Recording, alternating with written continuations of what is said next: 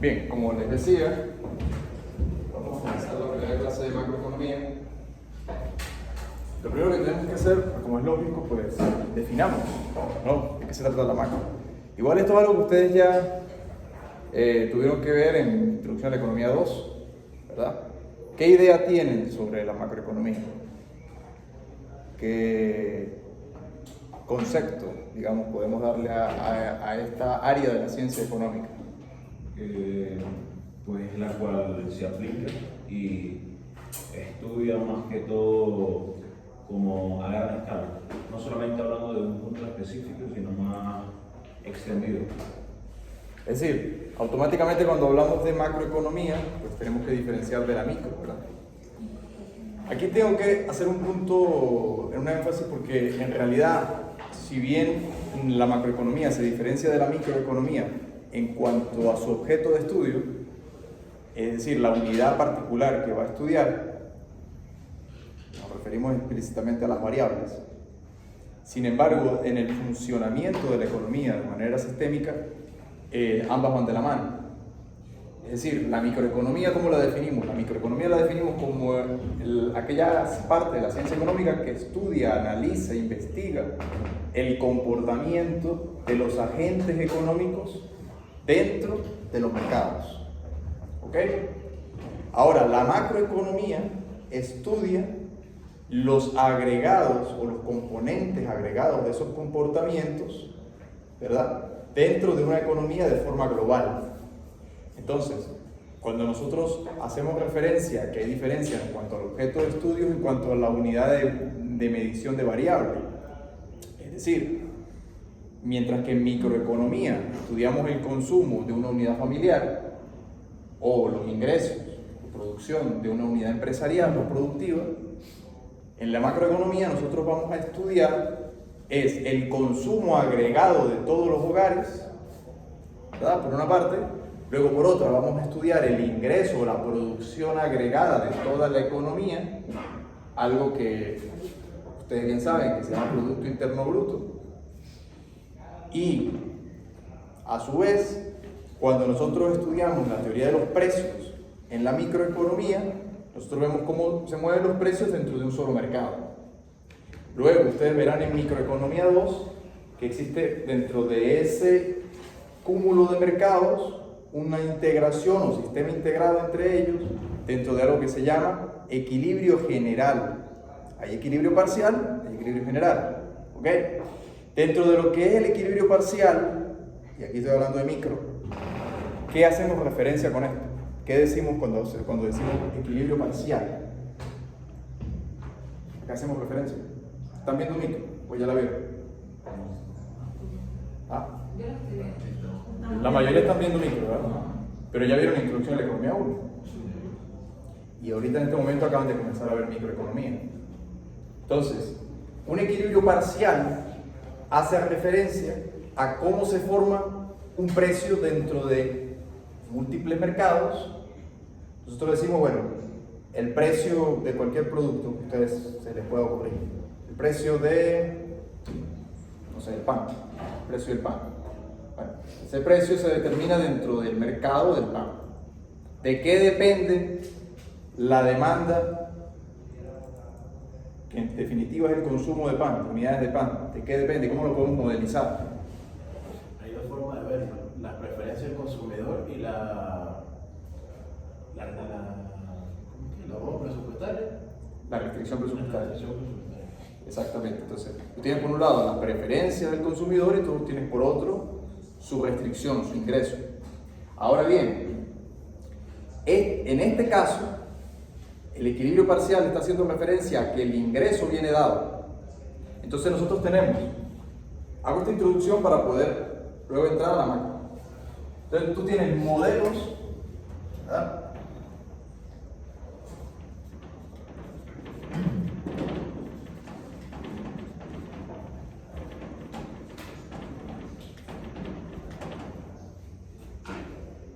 si bien la macroeconomía se diferencia de la micro en cuanto a las variables que estudia, la lógica es la misma. Por eso hago la introducción desde la micro. Hago la referencia a un mercado muy simple, como puede ser el del pan, para que luego vayamos entrando en la manera como se agregan esos mercados y luego poder ver, ¿verdad?, el comportamiento global de la economía. Ahora, tenemos entonces que la economía en general se estudia por medio de modelos. Y estos modelos, en síntesis, vienen dados por variables exógenas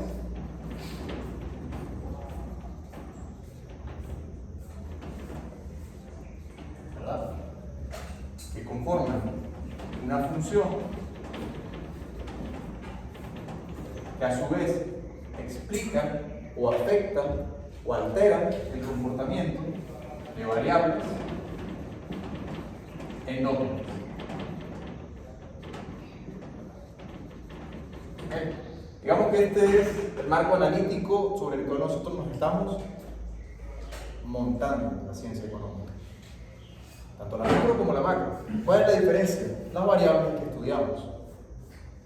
¿Comprenden? Ahora, volvamos al caso particular del mercado del pan. Entonces, definimos que el consumo del pan viene dado por las preferencias de la persona, ¿verdad? Viene dado por sus ingresos, que es su restricción presupuestaria, pero también viene dado por ¿qué? Por la cantidad ofertada. No directamente. Muy importante, por el precio del pan. ¿Sí? Por los precios. ¿Verdad? Entonces, en función de esto, nosotros tenemos por este lado variables exógenas. ¿Cuáles son las variables exógenas? El ingreso, las preferencias, gustos o preferencias. ¿Correcto? Que se conforman dentro de una función, ¿verdad?, que digamos es la demanda del pan, del bien X. ¿Y me va a afectar qué? Por un lado, el precio de ese bien X, y por otro, las cantidades, ahí sí, que se ofertan o se demandan. En este caso, como estoy hablando de función de demanda, entonces son las cantidades que se demandan de ese bien. ¿Correcto? Pero estoy tomando exógenas estas. Entonces estamos hablando de un equilibrio parcial. ¿Ok?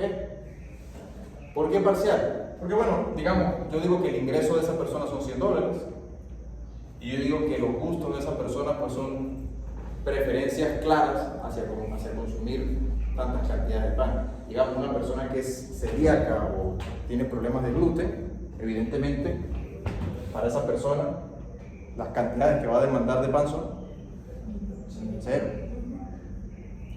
Con lo cual, si todo el mundo fuese celíaco, directamente el precio del pan sería 0.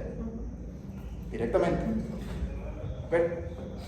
De aquí deriva, este simple análisis que estamos haciendo, deriva algo que en teoría económica es conocido como principio de imputación de Menger. Principio de imputación. Es decir, la demanda de las cosas viene dada por las preferencias, ¿verdad?, pero también por la escasez relativa. En un mundo de celíaco, cualquier unidad de pan a cualquier precio es abundante. ¿Se entiende? Por lo tanto, al ser abundante, automáticamente su precio es 0.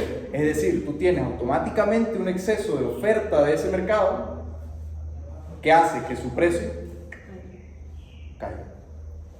¿Estamos de acuerdo? Ahora bien, vámonos al caso contrario. Vámonos al caso de, por ejemplo, puede ser una sociedad que es más parecida a la realidad, ¿verdad? Una sociedad donde, pues, bueno, digamos que en Venezuela sustituimos el pan, lo sustituimos bastante bien con harina de maíz y la arepa, o en algunos casos también con otro tipo de, pero sobre todo la arepa, ¿verdad? Pero hay sociedades, España, Italia, donde directamente el pan es el consumo de todos los días. Entonces, en esta sociedad, naturalmente ya la cantidad va a ser mayor estricta que cero. Obviamente. Va a haber una oferta. Y luego, su precio, evidentemente, va a ser positivo. ¿Ok? Ahora bien, naturalmente, y hago la reflexión, ¿qué pasa en esta sociedad, digamos, la anterior, celíaca, que no tiene problemas de gluten, etcétera?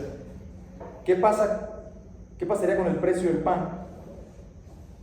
Supongamos, en esta sociedad donde, vamos a suponer que los costos de producción de pan son extremadamente altos.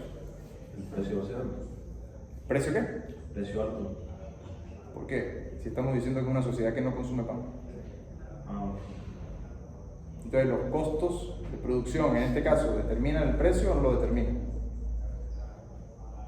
No, porque No, porque sigue yendo de más a cero. Exacto. Entonces, esto de aquí influye en algo que se llama utilidad marginal.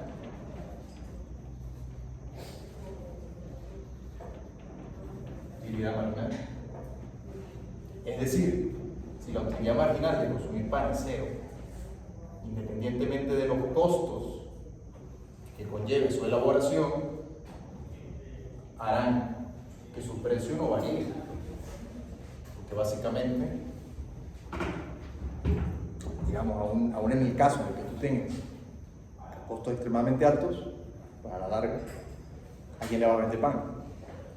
Entonces sería ineficiente para un empresario dirigir recursos económicos hacia ese sector. No es económico, evidentemente, ¿verdad? Ahora bien, esto, digamos, es la manera como se piensan los problemas económicos, ¿ok? Cómo se piensa, ¿no? Y además de cómo se piensa, es cómo se va teorizando. Ahora, eso en el caso de las preferencias que determinan la utilidad marginal. Vamos a ponerlo por aquí, para explicar. ¿Ok? Las preferencias determinan la utilidad marginal. Ahora, en el caso del ingreso, cuando es un modelo, repito, de equilibrio parcial,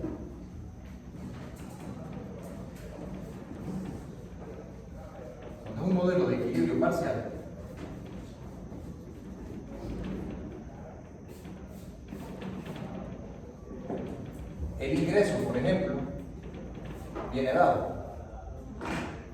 Yo sé que la persona gana $100. O yo sé que el Producto Interno Bruto de esa economía son $60.000 millones en un momento dado. Ese es el equilibrio parcial, yo estoy dando el dato. Ahora, si yo hago otro enfoque de equilibrio general,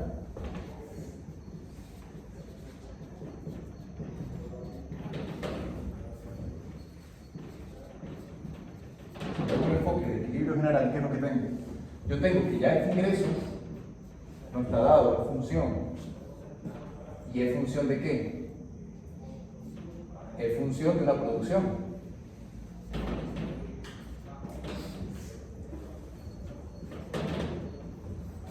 Correcto.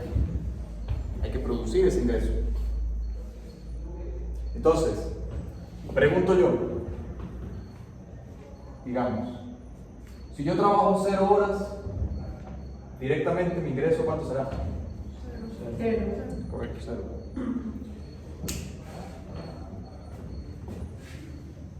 Naturalmente, es una función positiva de la cantidad empleada de horas.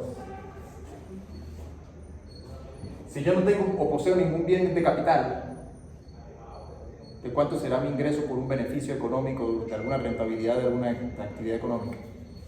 0 también. Y si yo tengo escaso conocimiento, tecnología, poca creatividad, poca productividad, así trabaje 1000 horas, ¿mi ingreso será alto o bajo? Bajo. Con lo cual el ingreso deja de ser un dato. ¿Ok? Ahora yo les pregunto a ustedes, ¿esto tiene un precio, esto tiene un precio, esto tiene un precio, sí o no? Sí. Tiene un precio, ¿verdad que sí? ¿A cómo llamamos esto? Pero su precio, ¿cuál es? salario, ¿verdad? ¿Y esto de aquí?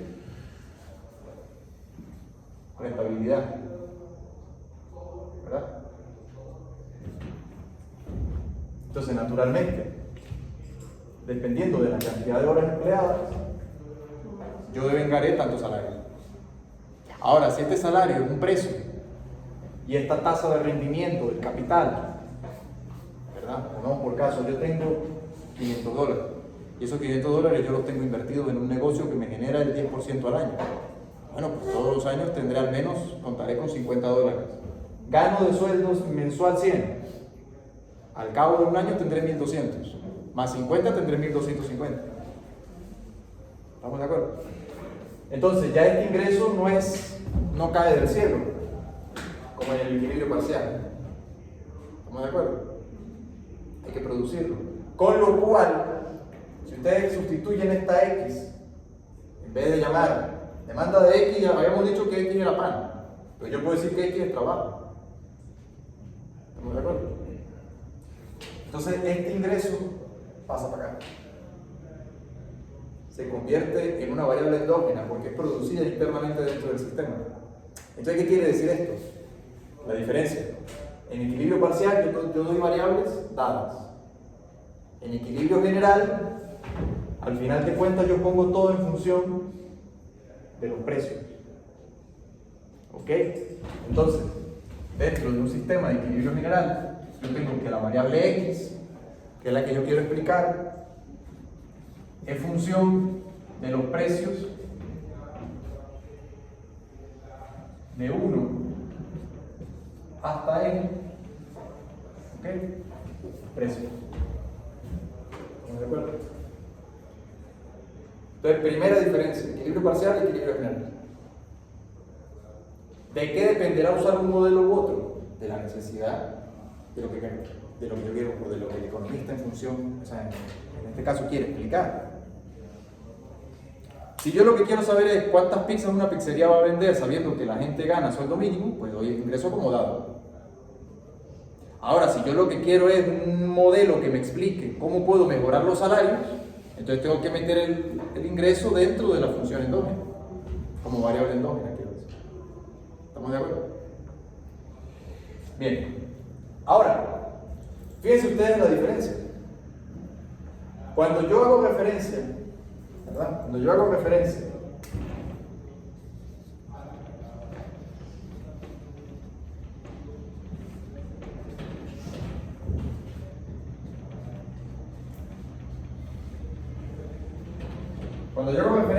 a conocer la evolución de la cantidad vendida de pizzas, estoy hablando esencialmente de microeconomía, porque estoy hablando de un mercado específico. Ahora, si yo lo que quiero es construir un modelo que determine cómo mejorar los salarios de las personas, entonces estaré hablando de un mercado más transversal a toda la economía, con lo cual estaré hablando de un mercado o de un modelo macro. Entonces, lo que yo quiero que ustedes entiendan es que la macro y la micro se diferencian en cuanto al objeto o la variable que va a estudiar, pero la lógica económica es la misma. El marco analítico, la manera de analizar el comportamiento económico no difiere entre una y otra. Y esto es muy importante porque luego vamos a entender por qué es relevante esto. Esencialmente porque la macroeconomía hoy en día se maneja a través de algo que se llama los microfundamentos.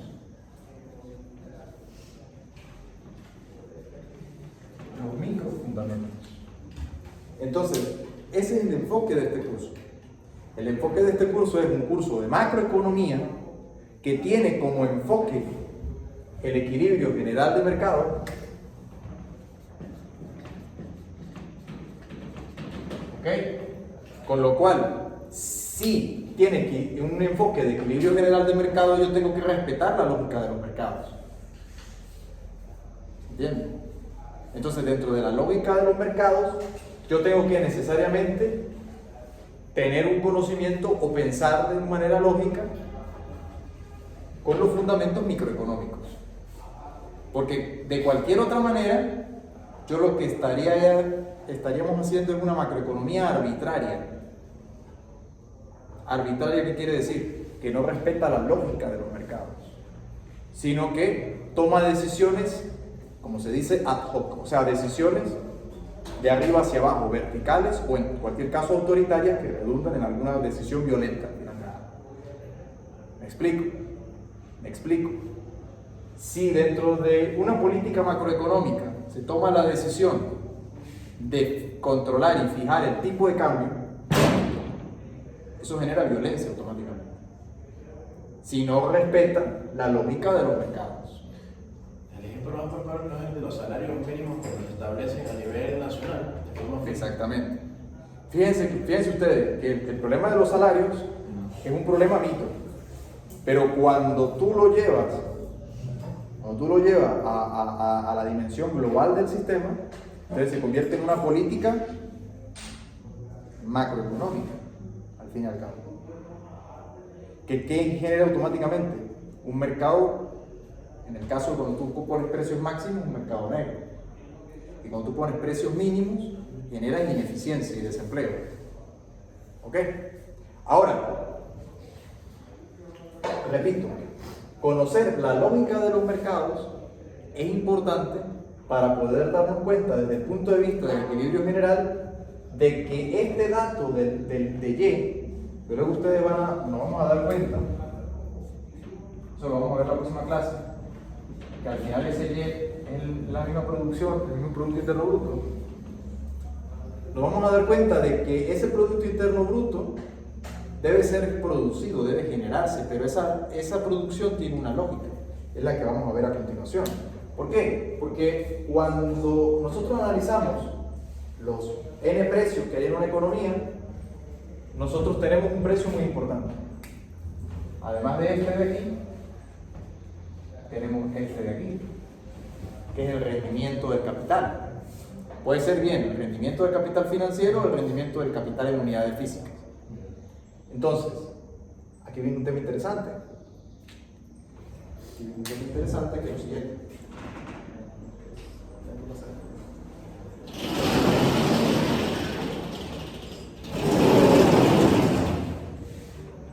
Entonces, eso en macroeconomía, otra variable es la tasa de interés. La tasa de interés.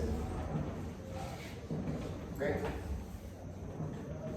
La tasa de interés R, ¿verdad?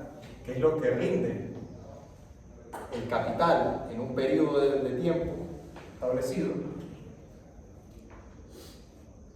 Yo les pregunto, seguramente Nicolás ya sabe la respuesta, pero yo les pregunto a ustedes, ¿dónde se determina el precio del capital? ¿En qué mercado se determina? La tasa de interés. ¿En qué mercado se determina?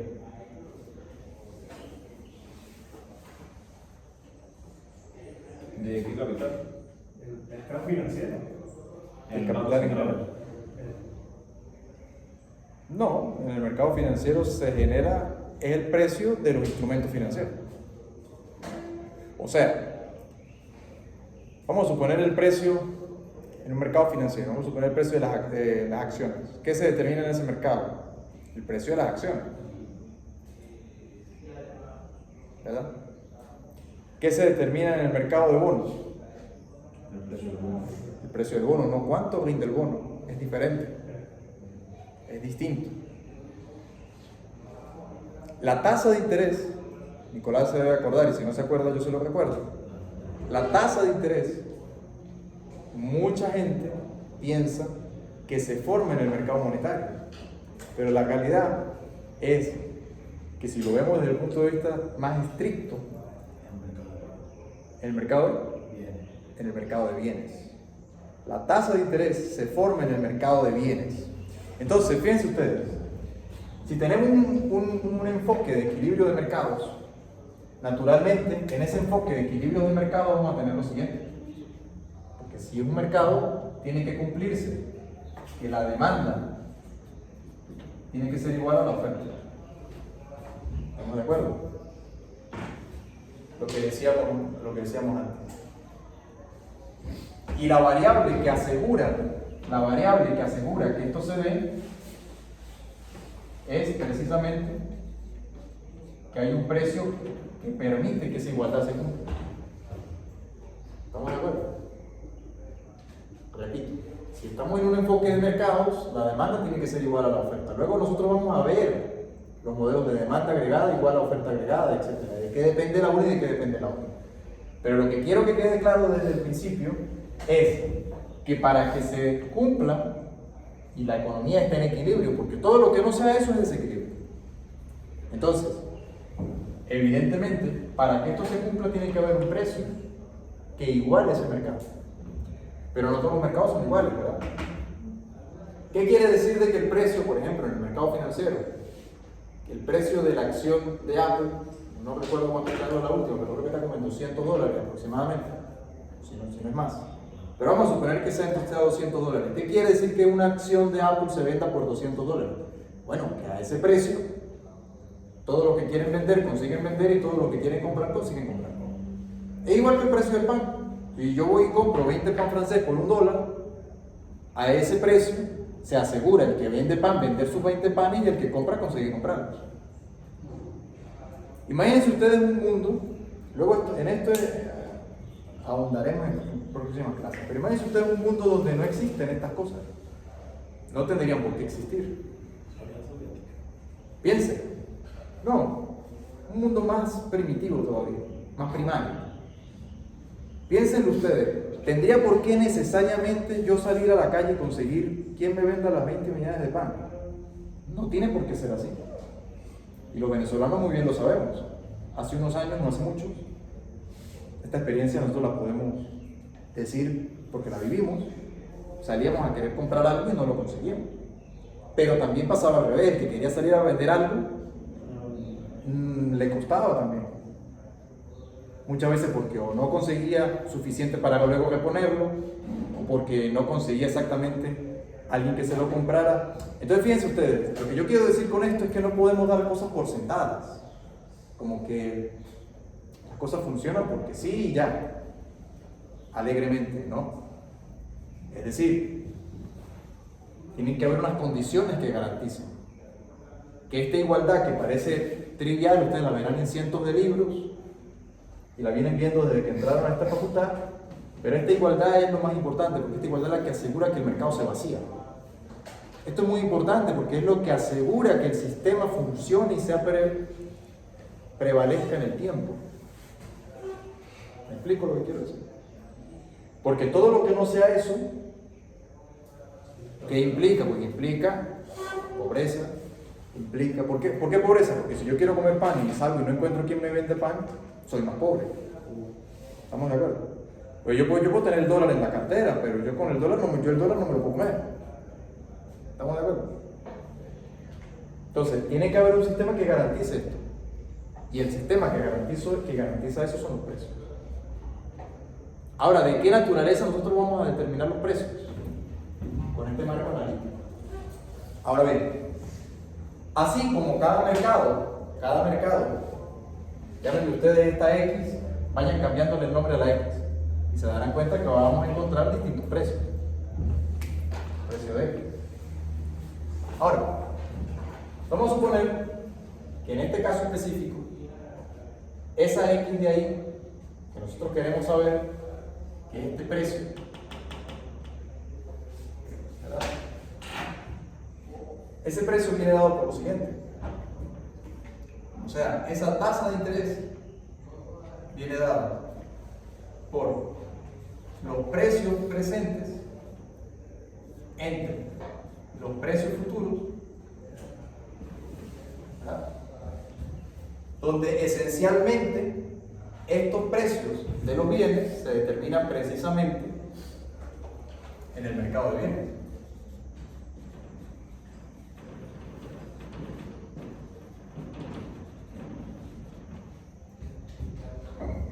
Porque ya vimos que el precio de esos bienes viene determinado por su escasez relativa y por la preferencia del consumidor. ¿Estamos de acuerdo? Porque lo venimos estableciendo desde antes. Ahora bien, ¿de qué naturaleza es la tasa de interés? Yo estoy diciendo precios de hoy contra precios de mañana. ¿De qué naturaleza es la tasa de interés? Temporal. Temporal. Entonces, es un precio que equilibra los mercados, no en el presente, no en el hoy, sino en el tiempo. O sea, es el precio que traslada o desplaza bienes de hoy hacia mañana, o dicho de otro modo, trae bienes del mañana para hoy. ¿Estamos de acuerdo? Esta idea es fundamental en economía. Y si ustedes la aprenden y la comprenden, ¿verdad? Van a tener una formación más idónea, más exacta de lo que es la economía. Entonces, la tasa de interés es una medida del valor en el tiempo. Esto yo siempre lo explico de la siguiente manera. Vamos a suponer que ustedes tienen determinada cantidad de bienes hoy. Y bueno, en ese periodo, los precios están dados en ese momento. Entonces, el precio, pongamos por caso el precio de las manzanas. El precio de las manzanas hoy se intercambia, supongamos una manzana por $1. A esa relación, a esa tasa, está dado hoy. ¿Verdad? Ahora, digámoslo de esta manera. Yo así como tengo un precio para ese bien hoy, yo luego puedo tener que ese bien en el tiempo varíe de valor. Varíe de valor. Entonces, no es lo mismo un precio hoy que tiene un determinado bien que yo querer o bien acumular de ese bien o desacumular de ese bien. ¿Y por qué hay un precio del capital? Porque precisamente para que haya capital,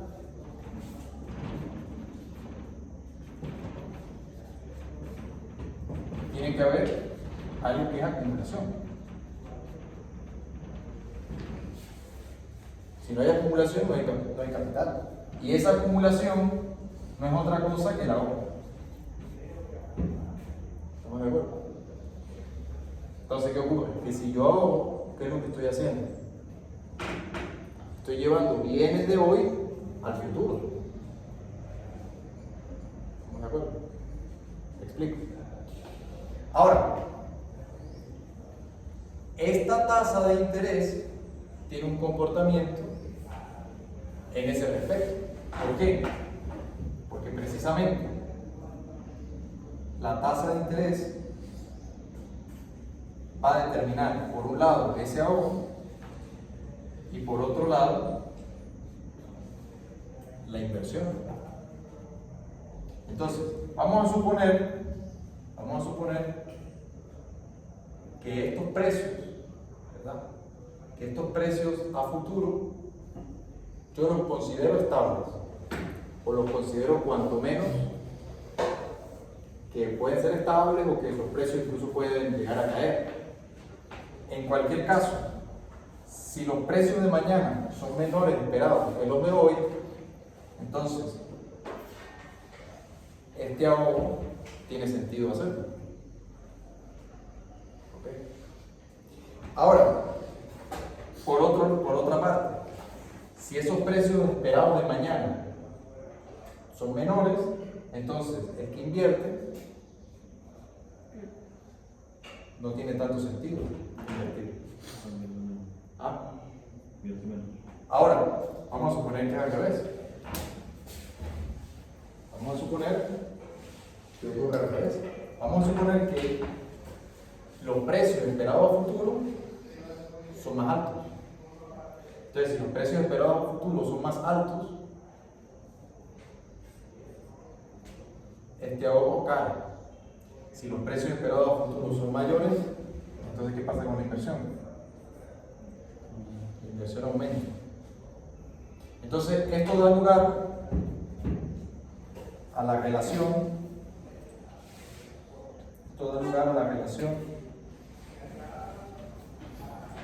ahorro-inversión.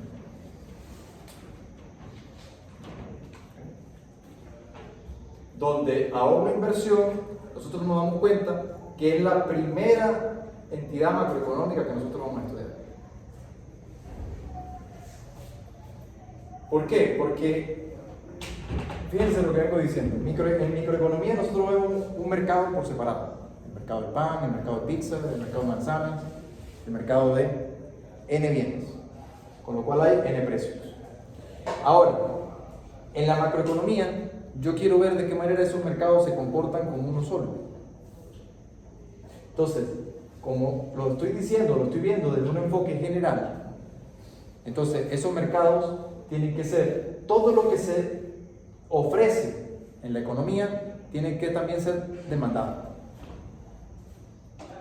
Si esto es así, entonces el ahorro y la inversión se igualan.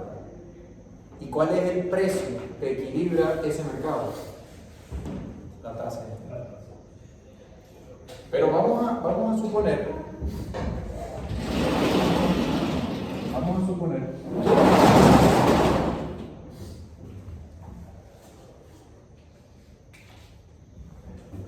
estoy estableciendo que hay entre tasa de interés y ahorro, inversión, estoy estableciendo que contra el ahorro hay una relación positiva y contra la inversión hay una relación inversa. ¿Estamos de acuerdo?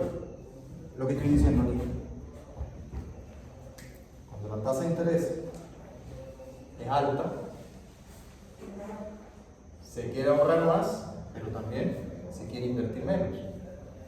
O al revés, cuando la tasa de interés es baja, se quiere ahorrar menos y se quiere invertir más. Básicamente, ¿por qué razón? Porque si los precios de mañana yo los espero menores o al menos iguales, entonces esta tasa de interés o se mantiene o sube. Así, de ser así, entonces vale la pena ahorrar. Tendrá sentido ahorrar en ese mercado. ¿Por qué? Porque yo puedo trasladar bienes de consumo de hoy al mañana. Entonces, en un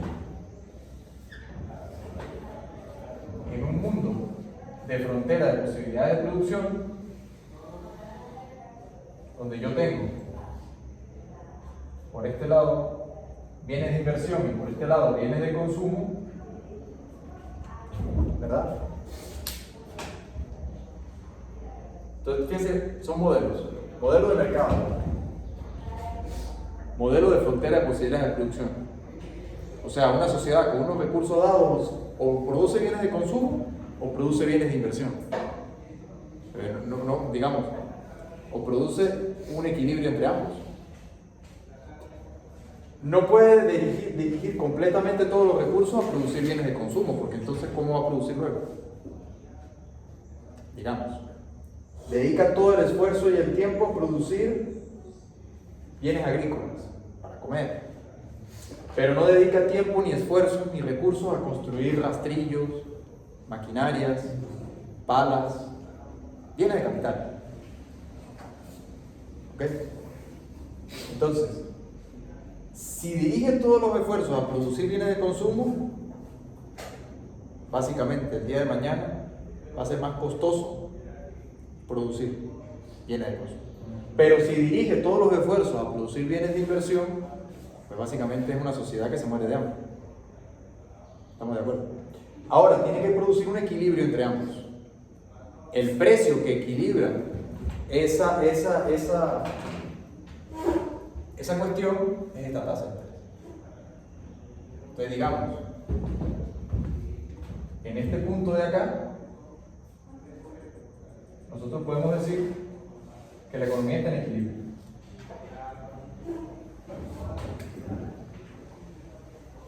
Digamos, yo tengo una tasa de interés de equilibrio natural, tasa de interés natural, y yo tengo que en este caso el ahorro es igual a la inversión, ¿ok? Con lo cual tengo una distribución entre bienes de consumo y bienes de inversión. en cada periodo. ¿Estamos de acuerdo? Ahora,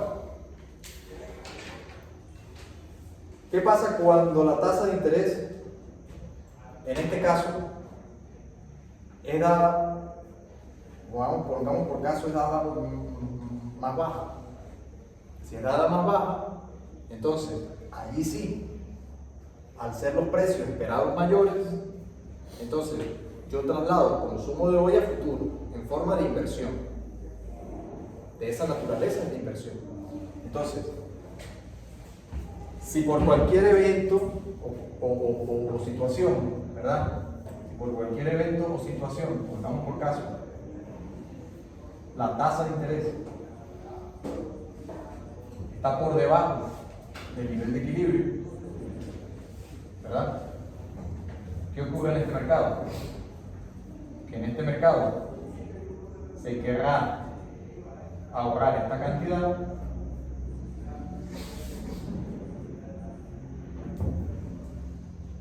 y se querrá invertir esta cantidad.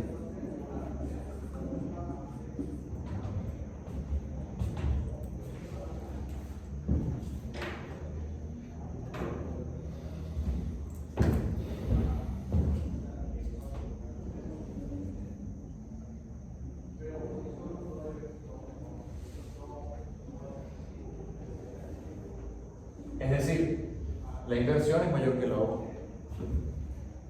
¿Qué implica esto? Ese desequilibrio, ¿qué implica? Que este ahorro es menor que este. Por lo tanto, si este ahorro es menor que este, entonces eso es lo mismo que decir,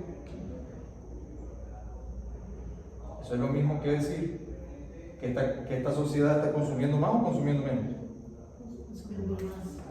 Consumiendo más porque es la cara opuesta del ahorro. Si ahorra menos, porque yo estoy consumiendo más hoy. Y tiene toda la lógica, porque ustedes saben que en una economía, como por ejemplo en Venezuela, que era inflacionaria o lo sigue siendo, tú no guardas la plata. Tú vas y la sales corriendo a gastarla, o bien compras dólares, o USDT, que ya va en 55, me imagino. o comprar lo que te necesitas comprar. No ahorra. Con lo cual consume más. Pero también pasa algo distinto con la inversión. Así como consume más, también sucede, en este caso, que la inversión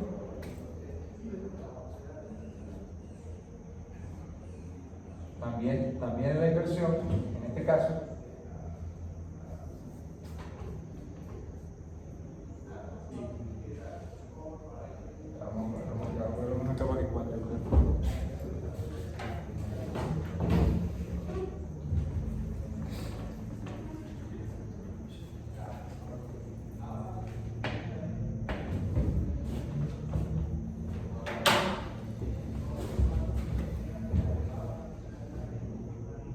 la inversión no disminuye, lo que disminuye es el ahorro.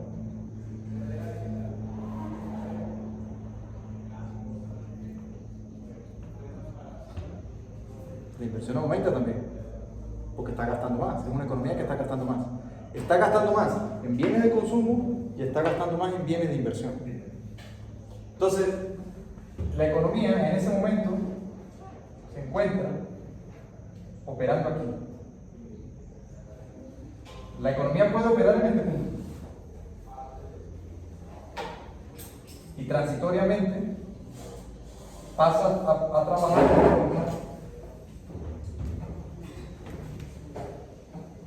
Es decir, producto del crédito, la economía pasa a trabajar por encima de sus propias posibilidades de producción. Pero ¿qué sucede? Eventualmente, cuando estos bienes de inversión quieran encontrar demanda, no la consiguen. Al no conseguir demanda, porque este diferencial, que es este mismo diferencial, me lo he gastado, no hay respuesta. Entonces, esto viene a explicar en buena medida, ¿verdad? Ahora sí vamos a poner la variable que estamos viendo desde hace tiempo, el tiempo. Esto viene a explicar ¿verdad? Y si yo tengo por este lado la producción, que la producción tuvo este auge y luego tenga esta caída. ¿Ok? Entonces, esto genera inmediatamente una crisis. ¿Una crisis de qué tipo? Una crisis económica. ¿Ok? Básicamente, ¿qué es? Fase ascendente del ciclo, fase descendente del ciclo. Entonces, tú tienes los ciclos económicos.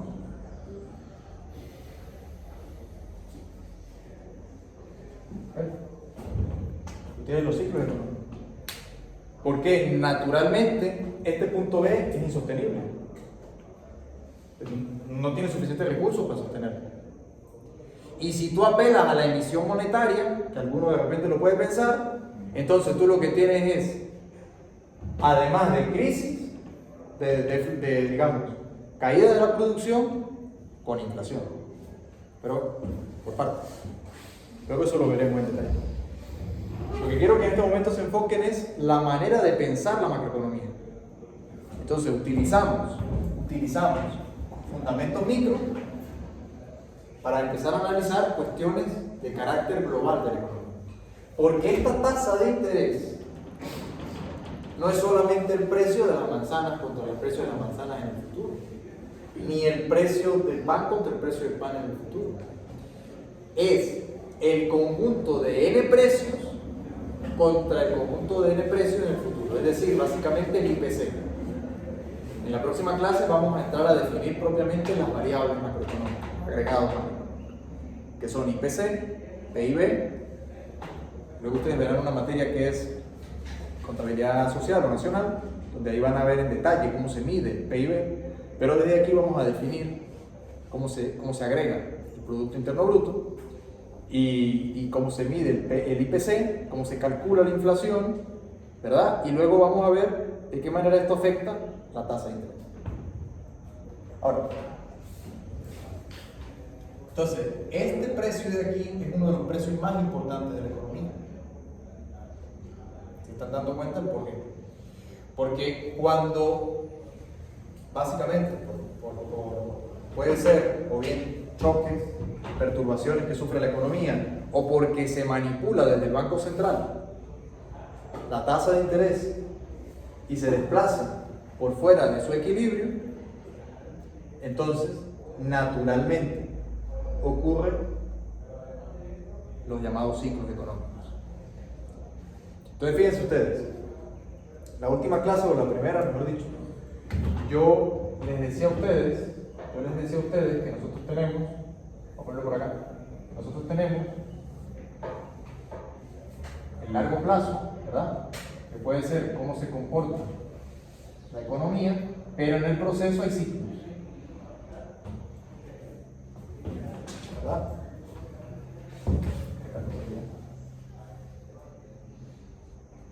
Entonces, es como que si yo aquí estoy haciendo es un zoom de un momento dado de la variable Producto Interno Bruto. Y la explico cómo. La teoría, en este caso, teoría del boom and bust. O sea, teoría de auges y recesiones. Auges y recesiones. Teoría de Ludwig von Mises, que explica el por qué la economía se desplaza entre recesiones e inflaciones, recesiones e inflaciones. Entonces, básicamente, en función de que este precio se desplaza de su precio natural. Teoría de búsqueda. Boom and bust. Entonces, a partir de esos movimientos de la tasa de interés, o bien por encima o bien por debajo, entonces ocurrirá una cosa u otra. Porque esto es análogo yo decir que la tasa entonces se puede encontrar por encima de la natural. Ocurrirá al revés. Habrá más ahorro, habrá menos inversión y entonces la economía estará produciendo aquí, por debajo de su frontera de posibilidades de producción. ¿Okay?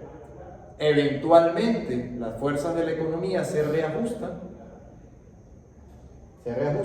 o no, y por eso viene el tema de la política macroeconómica, pero en cualquier caso esa política macroeconómica tiene que respetar los procesos de mercado y por lo tanto la lógica microeconómica, el fundamento de la economía.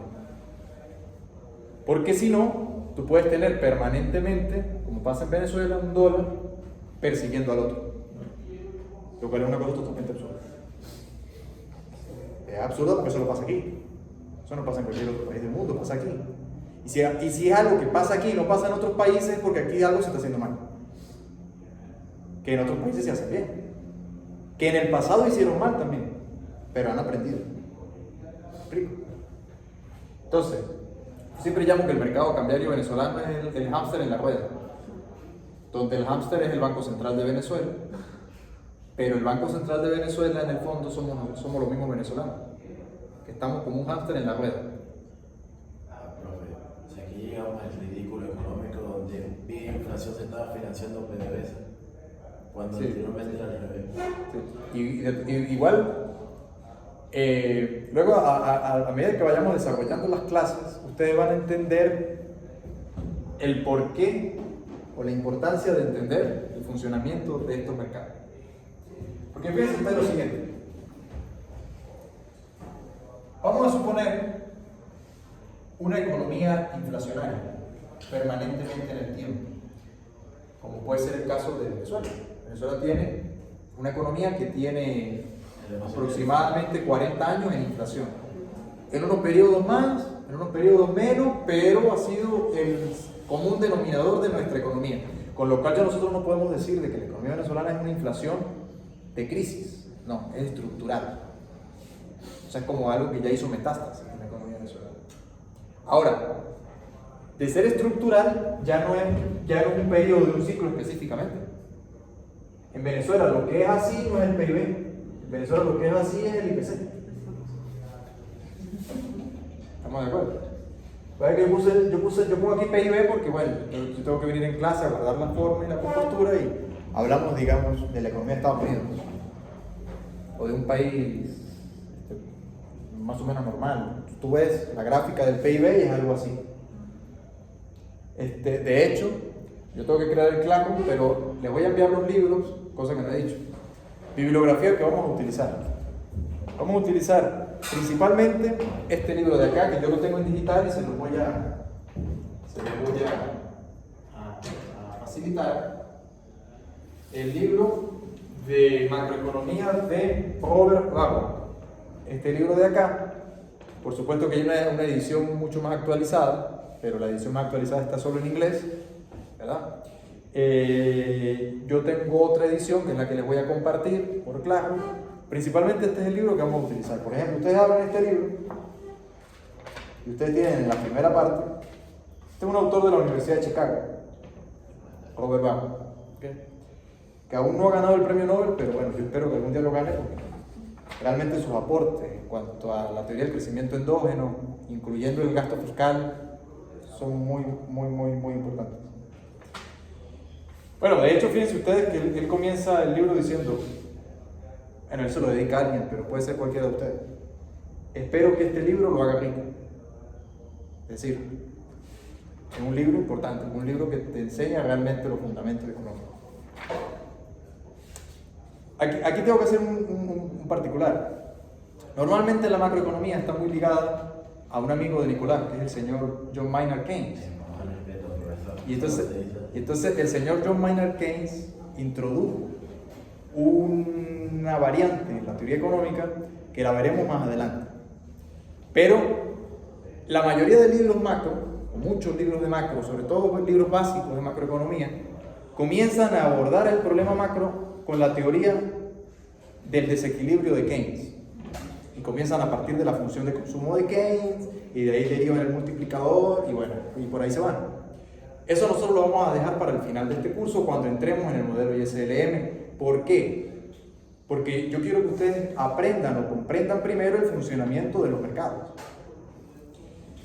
Este libro, explícitamente, en el prefacio te lo dice. Explícitamente te lo dice. Concretamente, el modelo de Keynes es un caso particular de todas las posiciones posibles de los mercados. Por lo tanto, debe dejarse para estudiar cuando ya el estudiante ha comprendido el funcionamiento de la economía. ¿Por qué? Porque si se enseña o se aprende primero el modelo keynesiano, todo se va a ver desde la óptica keynesiana, cuando es un caso particular de los n posibles. Entonces tú vas a dejar de lado los n casos solo en función de uno, cuando debe ser al revés. Debe ser al revés en función de que si un caso se asemeja al keynesiano, entonces ahí sí abordo el modelo keynesiano, pero en cualquier otro caso no. ¿Estamos de acuerdo? Y el venezolano es uno de esos que no entra dentro del caso keynesiano, precisamente porque abusó del modelo keynesiano desde los 70. Ahora bien, avanzando, no me quiero quedar en lo de Keynes. Avanzando, ustedes, y vamos a lo importante. Si ustedes ven aquí, esta es la gráfica del Producto Interno Bruto de los Estados Unidos. No se ve mucho porque el libro está en blanco y negro, con una edición un poco vieja, pero eso está en el libro de Mankiw. El libro de Mankiw es muy interesante porque el libro de Mankiw, que también se lo voy a enviar, compara el de Japón, España y Venezuela. Directamente lo compara. Y ojo, es un libro internacional de macroeconomía. No lo hicieron dirigido para Venezuela, pero dentro de los ejemplos que pone a Venezuela. Y en general ustedes se van a dar cuenta allí, bueno, de cómo evolucionan los datos. La macroeconomía es una ciencia de datos, básicamente. O sea, nosotros miramos los datos, los analizamos, y si la teoría se ajusta, entonces utilizamos ese marco analítico para crear diagnóstico. Si no, entonces hay que revisar la teoría, que es lo que sucede, y por eso los economistas hacen aportes a la teoría económica. Bueno, la tasa de crecimiento. Fíjense ustedes que, no sé si logran apreciar, pero sí, no, creo que no lo van a ver, pero igual cuando ustedes lo van a ver en el libro que yo les voy a facilitar, ustedes verán que hay esas caídas. Claro, no son tan perfectamente dibujadas como yo lo estoy haciendo acá, pero la idea se entiende. Pero en cada periodo, o bien han habido choques a la economía, choques externos, una guerra, un cataclisma, como está pasando ahorita en España, que hay un vendaval, una situación climática, o el huracán que hubo hace una semana en Estados Unidos, o bien puede haber una crisis financiera, o puede haber una crisis de algún bien energético como el petróleo. O sea, pueden haber muchas situaciones que alteran el funcionamiento económico. ¿El funcionamiento económico de quién? De hogares que compran y empresas que venden, básicamente. Ahora, en cada caso de esos, la tasa de interés momentáneamente se mueve, por abajo o por encima. Y allí es cuando entonces la economía entra en esos periodos de crisis, o bien crisis de auge, que luego tienen caídas, o bien directamente caídas, porque la tasa de interés sube, y entonces ahí se utiliza la política monetaria, o se utiliza como medida la política macroeconómica. Pero es en esos casos de crisis. Yo les dije a ustedes en la última clase que el objetivo primordial de la macroeconomía es que las variables estén estables. ¿Qué quiere decir esto? Que el Estado, la política, el gobierno no están interviniendo en la economía permanentemente. Eso no es lo que debe buscar la macroeconomía. Lo que debe buscar la macroeconomía es que esas variables sean estables. ¿Para qué? Para que los mercados funcionen. Para que el que quiera vender pan lo pueda vender, para que el que quiera comprar lo pueda comprar, etcétera, etcétera. De eso se trata. ¿Qué hora es? ¿Me dan la hora, por favor? Entonces, ya por hoy con esto terminamos la clase introductoria realmente. Para la próxima entonces ya veremos específicamente las variables y cómo se miden estas variables económicas.